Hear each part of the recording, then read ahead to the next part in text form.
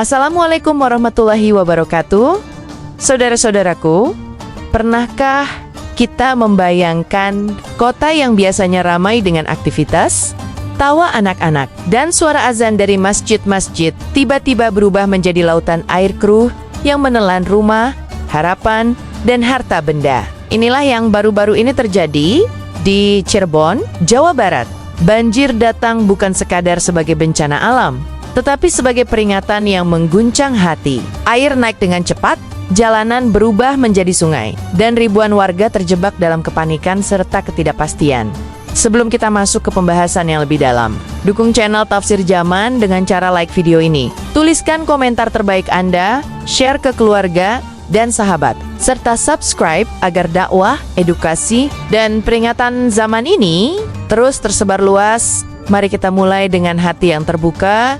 Banjir yang melanda Cirebon terjadi setelah hujan deras mengguyur wilayah tersebut selama berjam-jam tanpa henti. Curah hujan yang tinggi membuat sungai-sungai utama meluap, sementara saluran air perkotaan tidak mampu menampung debit air yang terus bertambah. Dalam waktu singkat, air memasuki pemukiman warga.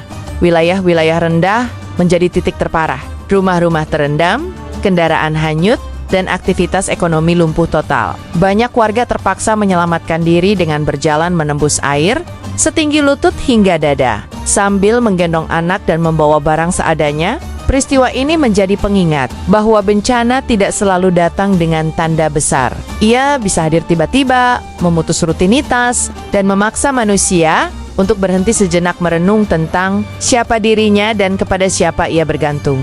Banjir bukan hanya soal air yang meluap, tetapi soal manusia yang kehilangan rasa aman. Banyak keluarga harus mengungsi, tidur di tempat darurat, dan hidup dengan keterbatasan makanan serta air bersih. Anak-anak mengalami trauma, lansia kelelahan, dan ibu-ibu bertahan dengan air mata yang ditahan.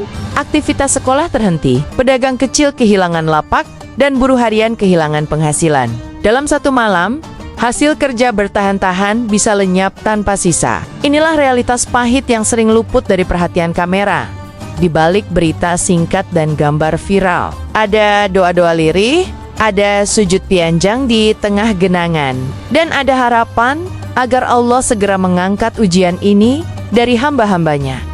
Secara ilmiah, banjir Cirebon dipicu oleh curah hujan ekstrem dan kondisi geografis dataran rendah. Namun, faktor alam bukan satu-satunya penyebab. Alih fungsi lahan, penyempitan sungai, dan buruknya pengelolaan drainase memperparah keadaan.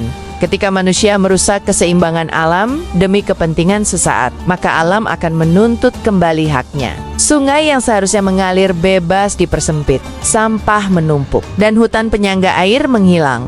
Islam mengajarkan bahwa manusia adalah khalifah di bumi, bukan perusak. Setiap kerusakan yang terjadi akan kembali kepada manusia itu sendiri. Sebagaimana firman Allah, bahwa kerusakan di darat dan laut disebabkan oleh ulah tangan manusia dalam Islam. Bencana bukan semata-mata hukuman. Ia bisa menjadi ujian keimanan, peringatan, atau kasih sayang Allah agar manusia kembali ke jalan yang benar. Semua tergantung bagaimana manusia menyikapinya. Bagi orang beriman, musibah adalah kesempatan untuk meningkatkan kesabaran dan tawakal. Bagi yang lalai, ia adalah alarm keras agar segera sadar dan bertobat. Tidak ada musibah yang terjadi tanpa izin Allah dan tanpa hikmah di baliknya. Banjir Cirebon mengajarkan kita bahwa dunia ini rapuh. Harta, jabatan, dan kenyamanan tidak pernah benar-benar abadi. Yang kekal hanyalah amal dan hubungan kita dengan Allah. Rasulullah telah mengabarkan bahwa menjelang akhir zaman, bencana alam akan semakin sering terjadi. Bukan untuk menakut-nakuti, tetapi untuk menyadarkan umat agar tidak terlena dengan dunia. Ketika banjir, gempa, dan cuaca ekstrem menjadi semakin umum, pertanyaannya bukan lagi kenapa ini terjadi, tetapi apa yang harus kita perbaiki dalam diri kita. Apakah syalat kita masih lalai? Apakah kezaliman masih kita biarkan? Bencana adalah bahasa langit yang tidak membutuhkan terjemahan panjang. Ia berbicara langsung ke hati yang mau mendengar. Banjir yang melanda Cirebon bukan hanya menguji kekuatan fisik manusia, tetapi lebih dalam lagi, menguji kesabaran dan keimanan hati. Ketika air naik tanpa permisi, ketika rumah yang selama ini menjadi tempat berlindung berubah menjadi sumber kecemasan, disitulah iman diuji. Apakah kita tetap mengingat Allah atau justru mempertanyakan takdirnya. Banyak warga yang terpaksa kehilangan tempat tinggal sementara, namun tetap mengucap istighfar dan berserah diri di tengah kepanikan. Kesabaran dalam Islam bukan sikap pasif, melainkan kekuatan jiwa yang luar biasa. Sabar berarti menerima ketetapan Allah dengan hati yang lapang sambil terus berusaha dan berdoa. Di tengah genangan air dan kegelapan malam, akibat listrik padam, ada warga yang tetap menunaikan syalat semampunya, bahkan di tempat yang seadanya. Inilah bentuk iman yang hidup, iman yang tidak runtuh meski dunia seakan tenggelam. Allah menjanjikan bahwa setiap kesabaran tidak akan sia-sia. Musibah seperti banjir Cirebon bisa menjadi penghapus dosa, pengangkat derajat, dan pembuka pintu rahmat bagi siapa saja yang bersabar. Namun sebaliknya, bagi hati yang keras, musibah justru bisa menjerumuskan pada keluhan, amarah, dan keputusasaan. Disinilah kita harus bertanya pada diri sendiri, termasuk golongan yang manakah kita?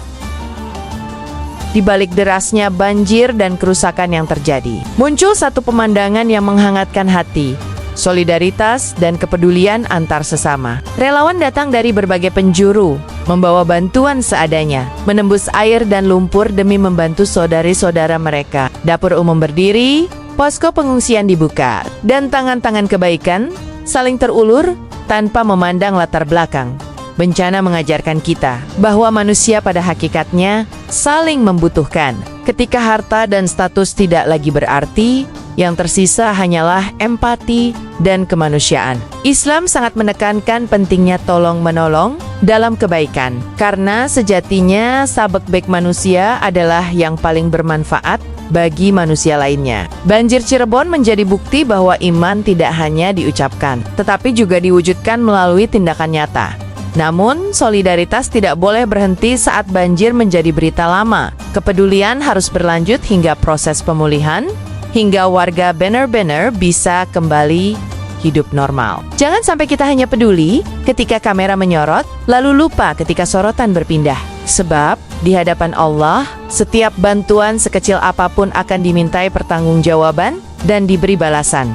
Banjir juga membuka mata tentang pentingnya tanggung jawab struktural dan kebijakan yang adil. Pengelolaan lingkungan, tata kota, dan sistem drainase bukan sekadar urusan teknis, tetapi menyangkut keselamatan nyawa manusia. Ketika sungai tidak dirawat, saluran air tersumbat, dan pembangunan mengabaikan keseimbangan alam, maka bencana hanya tinggal menunggu waktu.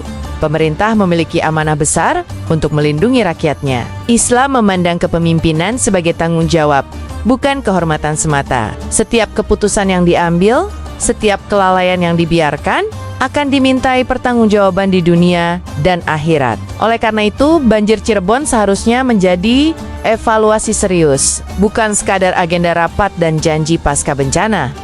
Namun, tanggung jawab tidak berhenti di pemerintah saja. Masyarakat juga memiliki peran penting. Membuang sampah sembarangan, merusak lingkungan, dan bersikap apatis terhadap alam adalah bentuk kelalaian kolektif. Jika semua pihak saling menyalahkan tanpa introspeksi, maka banjir serupa akan terus terulang. Dengan korban yang semakin besar, banjir Cirebon seharusnya menjadi cermin besar untuk diri kita masing-masing. Bayangkan jika musibah itu menimpa rumah kita, keluarga kita, dan orang-orang yang kita cintai. Apakah kita masih mampu bersabar? Apakah kita masih mengingat Allah? Atau justru tenggelam dalam keluhan dan amarah? Seringkali manusia merasa aman karena merasa jauh dari musibah. Padahal, bencana tidak pernah memilih korban. Ia bisa datang kapan saja, kepada siapa saja. Oleh karena itu, Allah mengingatkan manusia agar tidak lalai, tidak sombong, dan tidak merasa dunia berada dalam genggaman. Semua yang kita miliki hanyalah titipan. Renungan terbesar dari banjir ini adalah ajakan untuk kembali kepada syalat yang khusyuk, kepada doa yang tulus, kepada kejujuran, dan kepada kepedulian sosial. Jangan menunggu air naik setinggi dada, baru kita sadar bahwa hidup ini rapuh dan penuh keterbatasan. Di balik setiap musibah, selalu ada harapan yang Allah sisipkan. Setelah air surut, kehidupan perlahan akan dibangun kembali. Rumah diperbaiki, jalan dibersihkan, dan aktivitas kembali berjalan. Namun yang paling penting bukan hanya membangun fisik, melainkan membangun kesadaran dan keimanan. banjir Cirebon harus menjadi titik balik. Titik balik untuk memperbaiki hubungan manusia dengan alam, dengan sesama, dan dengan Allah. Jika musibah ini hanya berlalu tanpa pelajaran, maka kita telah menyia-nyiakan hikmah besar yang Allah berikan. Mari kita angkat tangan dan berdoa. Semoga Allah memberikan kesabaran kepada para korban, mengganti setiap kehilangan dengan kebaikan yang berlipat, serta melindungi negeri ini dari bencana yang lebih besar. Semoga Cirebon bangkit dengan iman yang lebih kuat. Dan semoga kita semua tidak menjadi hamba yang lalai terhadap peringatannya. Saudara-saudaraku, banjir Cirebon bukan hanya berita, tetapi peringatan dan pelajaran. Mari kita perbaiki hubungan dengan Allah, dengan sesama manusia, dan dengan alam.